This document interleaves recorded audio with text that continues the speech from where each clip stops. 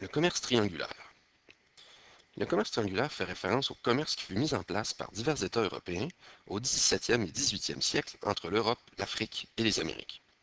Le commerce triangulaire fait aussi référence au commerce mis en place par la France au XVIIIe siècle avec ses colonies de la Nouvelle-France et des Antilles. Cette vidéo traite du commerce entre la France, la Nouvelle-France et les Antilles au XVIIIe siècle. Notez qu'une autre capsule vidéo d'AlloProf présente le commerce mis en place par différents États européens avec l'Afrique et les Amériques. Le commerce triangulaire mis en place par la France au XVIIIe siècle est en partie l'œuvre de l'intendant Jean Talon, qui occupa le poste d'intendant de Nouvelle-France de 1665 à 1668, puis de 1670 à 1672.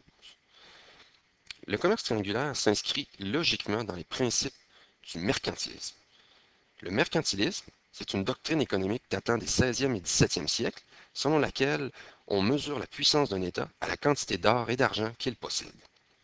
Dans cette optique, le fait de posséder des colonies donne accès à de nouvelles ressources, permettant ainsi de s'enrichir et d'augmenter ses réserves d'or et d'argent. Ce commerce triangulaire crée donc un réseau commercial entre la France et ses colonies d'Amérique du Nord. Nous allons voir ici, à l'aide de cette carte, le fonctionnement du commerce triangulaire. Il y a trois pôles. La France, qui est la métropole, la Nouvelle-France et les Antilles, qui sont, elles, les colonies. Le nom commerce triangulaire vient du fait que la route maritime que l'on emprunte a la forme d'un triangle.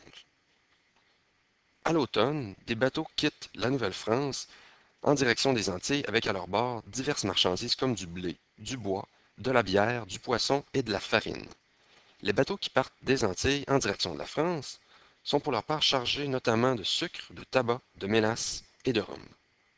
Enfin, lorsque les bateaux quittent la France, ils sont remplis de divers produits manufacturés tels que des armes, des objets de métal divers, des épices, de l'alcool, aussi appelé eau de vie, des tissus, etc.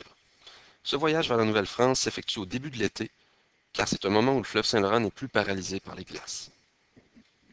Il est à noter que tous les pôles commercent également entre eux. Par exemple, la Nouvelle-France exporte beaucoup de fourrures en France. Grâce à l'existence de ce commerce, la France s'enrichit considérablement. D'une part, elle profite des matières premières de ses colonies. D'autre part, ces mêmes colonies achètent les produits qui sont faits en France. Ce commerce est très efficace puisque les différents pôles obtiennent des produits qu'ils n'ont pas sur le territoire et les navires qui les transportent ne sont jamais vides. Alors voilà, c'était un petit aperçu du commerce triangulaire qui a été mis en place par la France au XVIIIe siècle. Pour en savoir plus, je vous invite à consulter la bibliothèque virtuelle d'AlloProf.